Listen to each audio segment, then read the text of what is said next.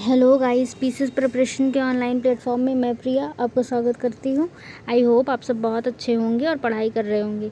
देखिए, हम लोगों ने मुगल काल वाले चैप्टर का 6 पार्ट ख़त्म कर लिया था। आज हम 7वां पार्ट पढ़ेंगे। और देखिए, अगर आपको मेरी वीडियो अच्छी लगती है तो प्लीज़ लाइक करिए, शेयर करिए और सब मेरे चैनल को सब्सक्राइब करिए और कमेंट करके ज़रूर बताया करिए आपको वीडियो कैसी लगी और नोट्स बनाते रहिएगा, ठीक है। चलिए देखते हैं पहला क्वेश्चन क्या कह रहा है। देखिए, लिखा हुआ है कि मुगल काल में इजारेदार निम्नलिखित में से किससे संबंधित है। पहला है लगान वसूलने वाला ठेकेदार, फिर है राजस्व तय करने वाले अधिकारी, फिर है ऋण का लेखा जोखा रखने वाले अधिकारी और फिर है भूमि का सीमांकन करने वाले अधिकारी। इसका राइट आंसर है ए, लगान वसूलने वाले ठेकेदार, ठीक है। देखिए, अगला क्वेश्चन कह रहा है नादिर शाह के आक्रमण के संदर्भ में निम्नलिखित में से कौन सा कथन सही नहीं है। पहला है कि नादिर शाह भारत के प्रति यहाँ के अपार धन के कारण आकर्षित हुआ था, ये सही है। फिर है कि मुगल फौजों से उसने मुकाबला फरवरी 1739 में करनाल में हुआ, ये भी सही है। फिर भारत में लूटने से प्राप्त धन के कारण उसने अपने राज्य में 3 साल तक कोई कर नहीं लगाया, ये भी सही है। फिर उसने शाहजहां के रत्न जड़ित मयूर सिंहासन को नष्ट कर दिया और प्रसिद्ध कोहिनूर हीरा अपने साथ ले गया। देखिए, ये गलत है। उसने जो मयूर सिंहासन था उसको नष्ट नहीं किया, मयूर सिंहासन भी साथ में ले गया और कोहिनूर हीरा भी। इस वजह से डी आपका गलत हो जाता है और यही आपका राइट आंसर है, ठीक है।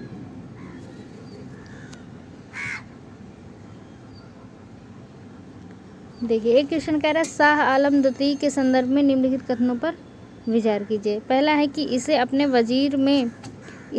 वजीर से जान का खतरा था, जिस कारण अपने शासन के आरंभिक वर्षों में यह राजधानी से दूर ही रहा। एक सेकंड आप रुकिए।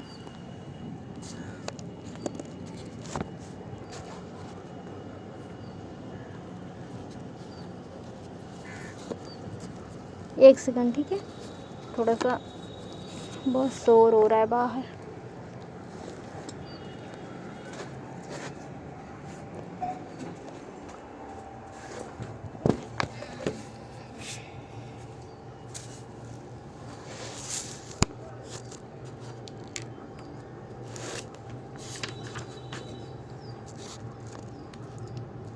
चलिए ठीक है, शुरू करते। लिखा हुआ है कि शाह आलम द्वितीय के संदर्भ में निम्नलिखित कथनों पर विचार कीजिए। पहला है कि इसे अपने वजीर से जान का खतरा था, जिस कारण अपने शासन के आरंभिक वर्षों में यह राजधानी से दूर रहा, सही है। फिर है इसे बक्सर की लड़ाई में हार जाने के बाद कई वर्षों तक कंपनी का पेंशन याफ्ता बनकर इलाहाबाद में रहना पड़ा, ये भी सही है। दोनों सही है तो ऑप्शन नंबर सी आपका राइट आंसर हो जाएगा।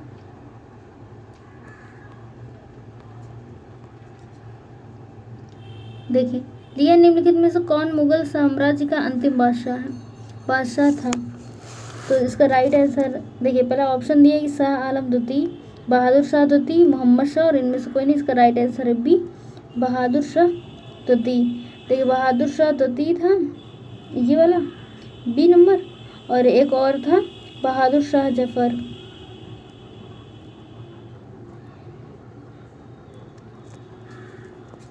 ये दोनों अंतिम शासक थे, ठीक है, मुगल साम्राज्य के।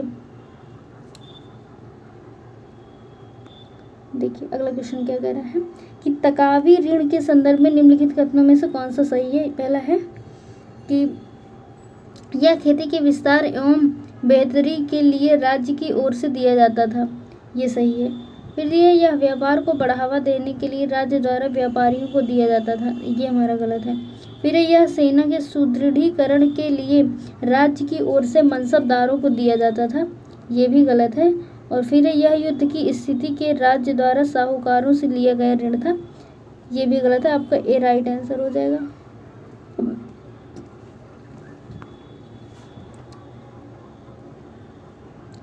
देखिए, एक क्वेश्चन क्या दिया हुआ है, लिखा मध्यकालीन भारतीय इतिहास के संदर्भ में जवाबित पद का अर्थ है विदेशी व्यापार पर कर, धर्मनिरपेक्ष डिक्री और नक्कार खाना और राजस्व अधिकारी।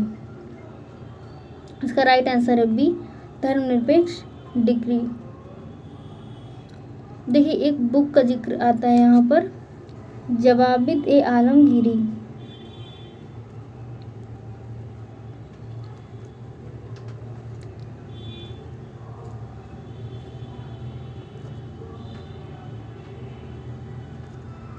ये एक बुक है, इसमें कुछ इम्पोर्टेंट चीज़ दिए गए हैं कि औरंगजेब ने जो फरमान जारी किए, औरंगजेब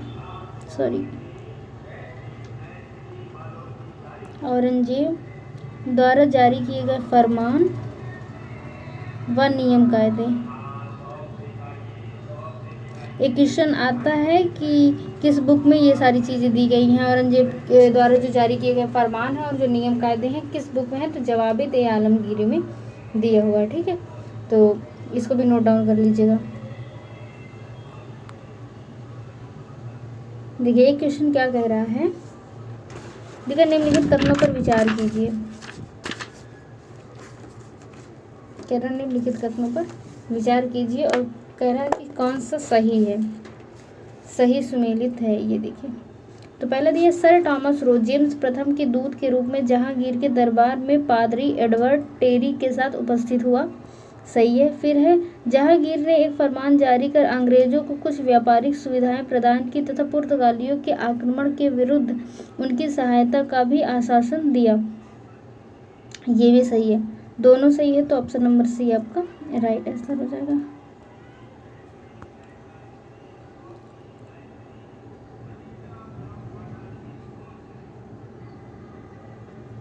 देखिए ये क्वेश्चन क्या कह रहा है कि निम्नलिखित में से कौन से कथन शेरशाह सूरी के बारे में सही है। पहला, शेरशाह सूरी एक अफगान था जो बहुत योग्य शासक था। उसने अच्छे सुधारों को अकबर ने जारी किया, जिसके अच्छे सुधारों को अकबर ने जारी किया, तो ये वाला तो हमारा सही है।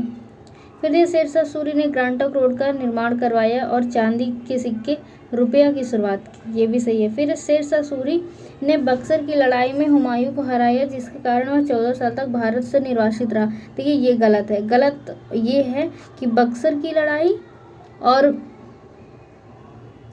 साथ साथ एक चौसा का युद्ध हुआ था, वो भी दोनों, ये बक्सर की लड़ाई दिया हुआ, ये इस वजह से गलत हो जाता है। ठीक है, देखिए बता देते हैं, यहाँ पर दिया है क्वेश्चन में बक्सर की लड़ाई, तो बक्सर की लड़ाई के कारण नहीं, चौसा का युद्ध और बिलग्राम का युद्ध। ठीक है, इन दोनों युद्ध के परिणाम स्वरूप वह 14 वर्ष तक भारत से निर्वासित रहा। चौसा का युद्ध कब हुआ था, 1539 और यह हुआ है 1540। ठीक है, तो ये दोनों नोट डाउन कर लीजिएगा। फिर दिए कि शेरशाह ने किसानों को सीधे पट्टे जारी किए, जिससे किसानों और सम्राट के बीच कोई बिचौलिया नहीं रहा, ये सही है। फिर अकाल सहायता कोष के लिए उपकार लगाया, ये भी सही है। तो देखिए तीसरा बस गलत है, तो डी आपका सही हो जाएगा।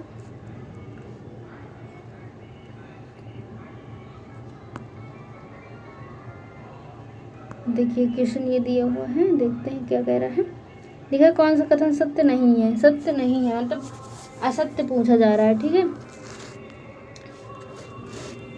देखिए लिखा पहला, राजस्व की दहसाला पद्धति ये अकबर द्वारा शुरू की गई और भू राजस्व प्रणाली में सुधार से संबंधित है। इसका उद्देश्य था भू राजस्व प्रणाली में सुधार करना। फिर है झरोखा दर्शन की प्रथा, ये अकबर द्वारा शुरू की गई, इस वजह से ये गलत है।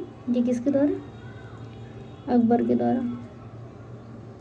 ठीक है, फिर एक अगला ऑप्शन दिया हुआ है कि शाही सैनिकों की एकता की समाप्ति अलाउद्दीन खिलजी ने शुरुआत की और इसका उद्देश्य पेशेवर और कुशल सेना की स्थापना और नगद रूप में वेतन का भुगतान, तो ये वाला हमारा सही हो जाता है। देखिए ये सही है, ये सही है। फिर है अगला कि देखिए गलत, ये पूछ रहा कौन सा सत्य नहीं है ना, तो ये वाला सत्य नहीं है, तो इसमें टिक लगाएंगे। ठीक है, देखिए दूसरा हमारा असत्य है, असत्य ही पूछ रहा है। फिर देखिए तीसरा भी सही है। अगला देखिए दीवान एक खैरात, इसको मोहम्मद तुगलक ने शुरू किया, देखिए ये गलत है, ये वाला भी गलत है, तो 2 और 4 इसका राइट आंसर हो जाएगा।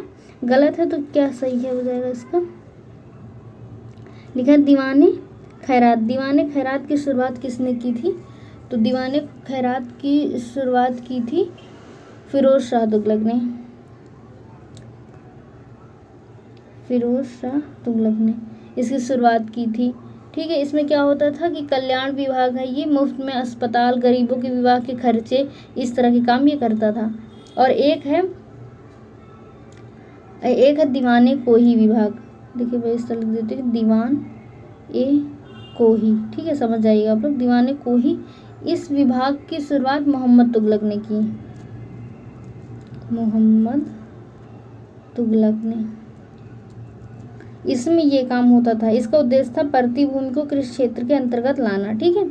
और ये फिरोज शाह तुगलक है, इसने दीवाने खैरात की शुरुआत की। इसका उद्देश्य क्या था कि जैसे गरीब लड़कियों की शादी करवाना और कल्याण का कार्य करना और मुफ्त में अस्पताल की जो फैसिलिटी है वो अवेलेबल करवाना लोगों के लिए, ये सारे काम थे इसके।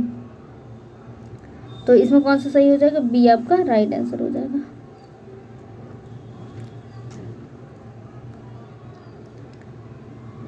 देखिए अगला क्वेश्चन क्या कह रहा है, लिखा है कि निम्नलिखित में से कौन सा कथन अकबर की सुलह एक कुल की नीति के संदर्भ में सत्य नहीं है, यानी असत्य पूछ रहा है।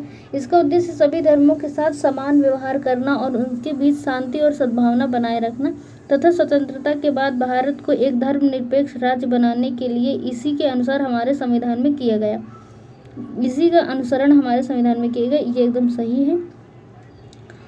फिर है कि इसका विकास फतेहपुर सीकरी के इबादत खाने में होने वाले नियमित धार्मिक वाद विवादों का परिणाम था, ये भी सही है। फिर है सभी धर्मों का अच्छाई पर विश्वास होने के कारण कई स्वस्थ परंपराओं को पहचान मिली, जैसे कि कई हिंदू ग्रंथों का फारसी में अनुवाद, ये भी सही है। फिर इस बात का ध्यान रखा गया था कि इस्लाम के विचारों और व्यवहारों का उल्लंघन न हो। देखिए ये हमारा गलत हो जाता है, इसलिए डी आपका राइट आंसर हो जाएगा।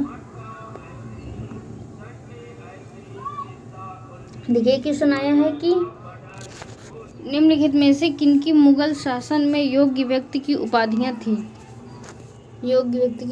थी। पहला है आसफ खां, फिर है मिर्ज़ा रज़ा, फिर है सिकंदर, फिर है बहादुर खां और फिर है मलिक नायब। इसका राइट आंसर हो जाएगा 1 और 2, आसफ खां और मिर्ज़ा रज़ा। तो 1 और 2 यानी ए आपका राइट आंसर हो जाएगा। देखिए ये जो आसफ खां की उपाधि दी जाती थी, ये जो इम्पोर्टेंट मंत्री होते थे, सर्वोच्च श्रेणी के दरबारी होते थे मंत्रियों में, ये उन्हें दिया जाता था। और जो मिर्ज़ा रज़ा हैं, देखिए ये भी मंत्री को दिया जाता था। मिर्ज़ा रज़ा की उपाधि 2 लोगों को दी गई थी, और 2 लोगों को दी गई थी। एक थे जसवंत सिंह और एक और व्यक्ति थे जय सिंह।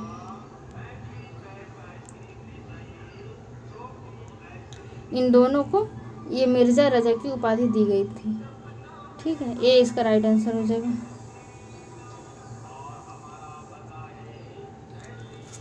देखिए अगला क्वेश्चन क्या कह रहा है, देखते हैं। लिखा है कि देखिए मैं सीधे क्वेश्चन पढ़ती हूँ। लिखा है कि कथन ए है कि मुगल बादशाह को दैवी शक्ति का प्रतीक और विभिन्न मामलों पर दैवी सलाह का स्रोत भी माना जाता था। कारण क्या है कि जिन लोगों को फर-ए-इज़्ज़ती मिली थी उस तालिका में बादशाह का नाम सबसे ऊपर था। 2 ऑप्शन दिया है। लिखा है पहला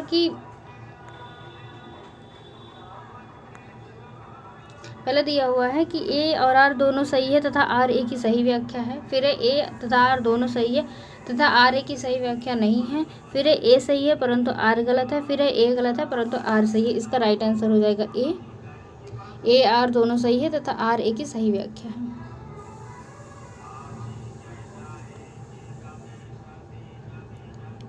दिल्ली के मुगल काल के बारे में क्या सही नहीं है।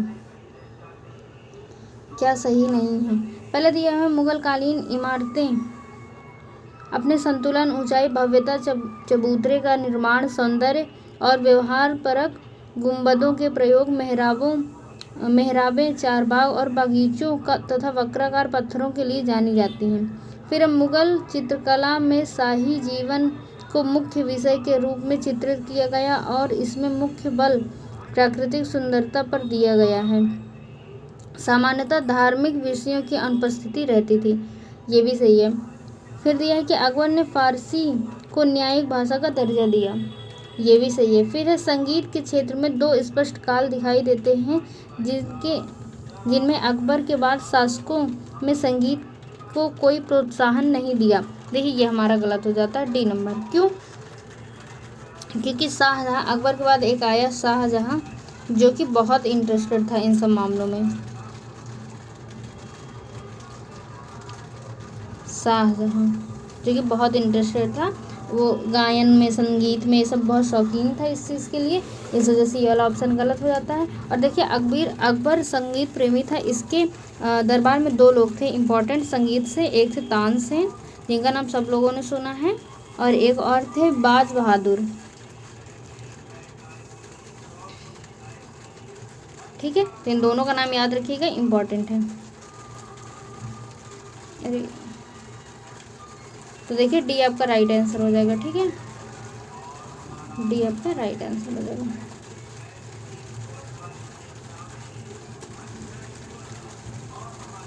देखिए एक क्वेश्चन क्या कह रहा है कि बैरम खां को इतिहास में महत्वपूर्ण माना जाता है क्योंकि उसने हुमायूं, पानी बरसने लगा। अरे आप लोग फिर 1 मिनट रुके, आई एम सॉरी। ठीक है, बहुत डिस्टर्ब हो रहा है, मैं क्या करूँ।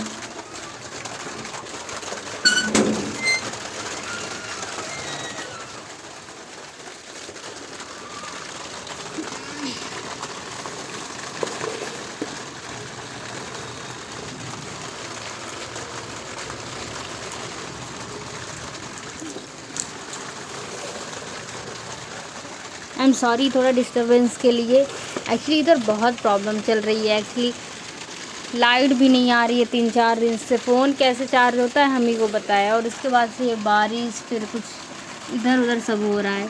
सॉरी यहाँ क्लास डिस्टर्ब करने के लिए। चलिए देखते क्वेश्चन क्या कह रहा है कि बैरम खां को इतिहास में महत्वपूर्ण माना जाता है क्योंकि, ये क्वेश्चन दिया हुआ है। ठीक है, तो देखिए इसमें पूछ रहा है कि मतलब सही कथन बताना है। लिखे कि उसने हुमायूं को 14 वर्ष तक फारस निर्वासन को समाप्त करने में सहायता की और सरहिंद के युद्ध में शेरशाह सूरी को परास्त किया। ठीक है, ये सही है आपका। फिर शुरुआती वर्षों में अकबर की देखभाल की, ये भी सही है। फिर अकबर के खिलाफ विद्रोह में जहांगीर की सहायता की, ये गलत है। और दीवाने इलाही का समर्थन किया, ये भी गलत है। ठीक है, 2 गलत है, 1 और 2 सही है। ये आपका राइट आंसर हो जाएगा।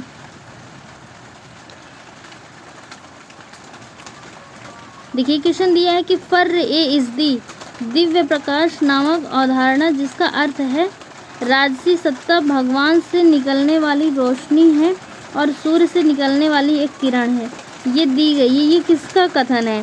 पहला इब्न बतूता द्वारा, फिर है रूमी द्वारा, फिर है बरूनी द्वारा और फिर है अबुल फजल द्वारा। इसका राइट आंसर हो जाएगा डी, अबुल फजल द्वारा। अभी थोड़े क्वेश्चन है पर चलिए ठीक है, आज की क्लास यहीं पे ख़त्म करते हैं, बहुत डिस्टर्ब हो रहा है।